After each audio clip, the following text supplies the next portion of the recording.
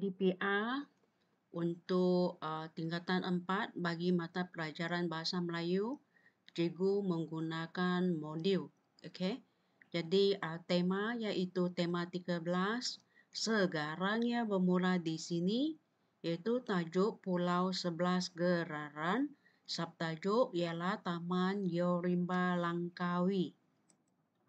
Baiklah, PDPR ini boleh dilaksanakan ikut perancangan cikgu lah. Okey, contohnya tarikh hari ini Rabu 10 hari bulan November 2021. Masa yang diperuntukkan ialah 4 jam dan juga 30 minit. Waktu iaitu pukul 7.30 hingga ke 9.30 PDP. Kemudian 9.30 hingga ke 10 ialah waktu rehat. Dan juga 10 hingga ke 12 ialah tutorial ataupun on call.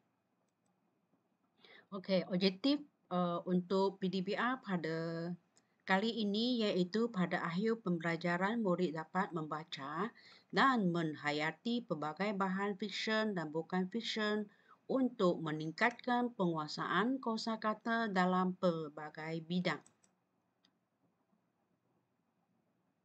Okey, kita juga lihat center kandungan 2.4 iaitu murid dapat membaca secara ekstensif pelbagai bahan untuk mengukuhkan penguasaan bahasa dan meluaskan pengetahuan bagi pembangunan diri. Standard pelajaran iaitu 2.4.1 di mana anak murid dapat membaca dan menghayati pelbagai bahan fiksyen dan bukan fiksyen untuk meningkatkan penguasaan kosakata dalam pelbagai bidang. Baiklah, aktiviti dia adalah seperti berikut di mana anak murid diminta membaca bahan bacaan A iaitu rujuk kepada buku teks muka surat 182 dan 183.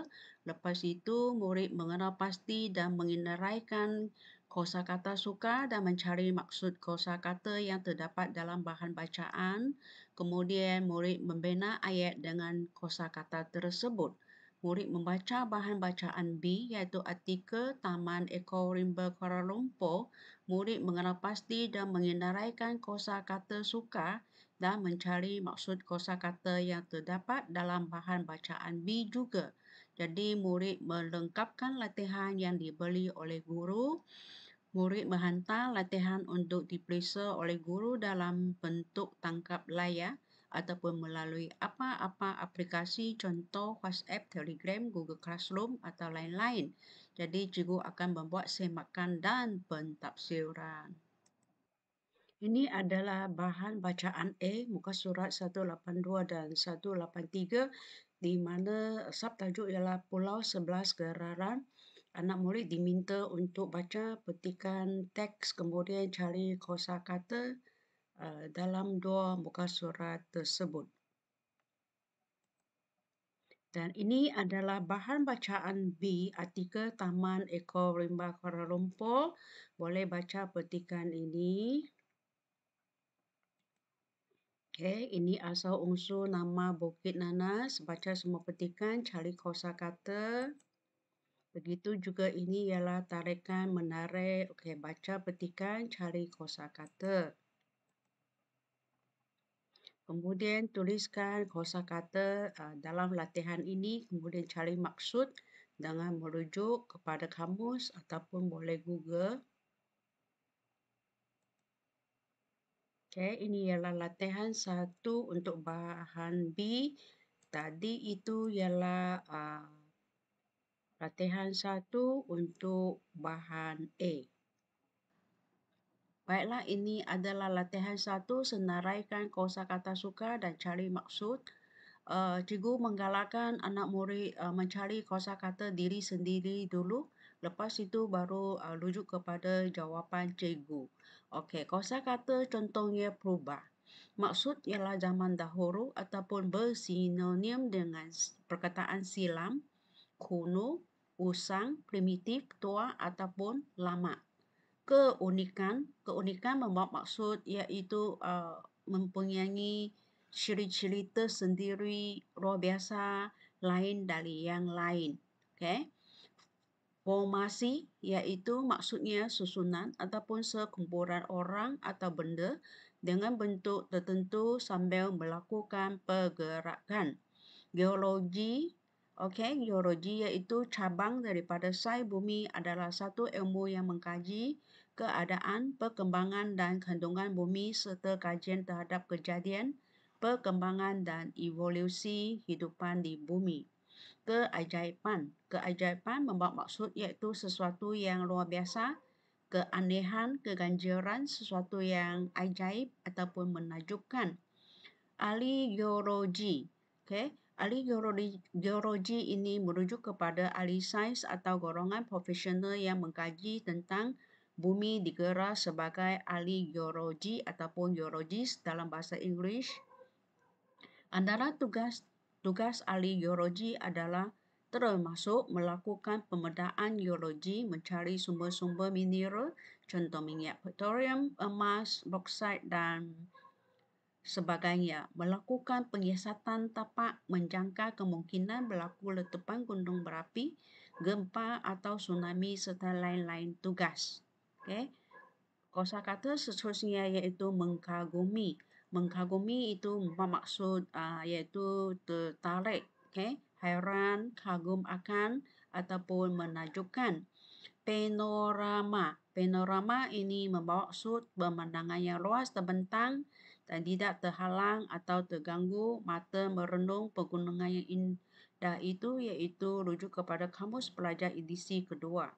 Menikmati pula iaitu kosakata membawa maksud mengecapi, merasai dan juga mengalami.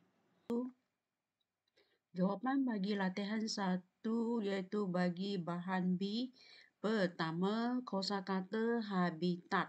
Okay. Habitat ini membawa maksud tempat tinggal semula jadi yang memenuhi keperluan makanan, tempat tinggal dan keselamatan kepada flora dan fauna. Ideal dianggap sempurna atau paling sesuai dengan yang dicita-citakan, diangan-angankan, dikehendaki dan sebagainya. Spesies iaitu istilah spesies berasal dari spesies Latin yang bermaksud aspek, kelas, jenis, kategori atau ciri. Oleh itu, spesies adalah sekumpulan orang atau benda yang serupa kerana mempunyai salah satu lebih sifat atau ciri yang sama yang memungkinkan mereka diklasifikasikan dalam kategori yang sama. Khazanah. Khazanah membawa maksud barang-barang kepunyaan, harta benda, kumpulan, himpunan sesuatu. Destinasi pula membawa maksud tempat yang dituju dalam perjalanan atau tempat penerimaan sesuatu, contoh surat, barang dan lain-lain yang dikirim. Jadi yang untuk ini bahagian membina ayat itu anak murid boleh cubalah bina ayat dengan kosakata habitat, ideal, spesies, khazanah dan destinasi. Jawapan bagi latihan 2 iaitu bina ayat dengan kosakata suka. Cikgu bagi contoh. Kosakata perubah. Sejarah perubah ialah himpunan peristiwa-peristiwa masa lampau bermula daripada permulaan penulisan sejarah manusia hingga permulaan zaman pertengahan. Kosakata keunikan. Keunikan penduduknya yang berbilang kaum dan budaya di negara Malaysia menjadi tarikan kepada pelancong dari negara luar. Geologi. Geologi adalah sains bumi yang mengkaji ciri-ciri terestrial yang tidak hidup di bumi atau satelit semula jadi yang lain seperti bulan. Keajaiban. Saya sangat bersyukur kepada Tuhan kerana keajaiban berlaku selepas doa di mana oksigen ibu naik ke 90% dan beliau semakin berangsur pulih. Mengagumi. Saya amat menghormati dan mengagumi Cikgu Ayub kerana beliau mahir mengajar calon SPM secara siaran langsung di YouTube tiap-tiap minggu. Panorama. Panorama di Langkawi sangat memukau dan antara tempat yang sangat menarik yang biasa dilawati orang ramai. Dan akhir sekali kosakata menikmati. Ali dan kawan sedang menikmati makanan yang dibeli oleh mereka di kantin. Baiklah, video untuk kali ini sampai sini sahaja dan kita jumpa lagi pada video yang akan datang. Jangan lupa like, share dan subscribe. Jumpa lagi.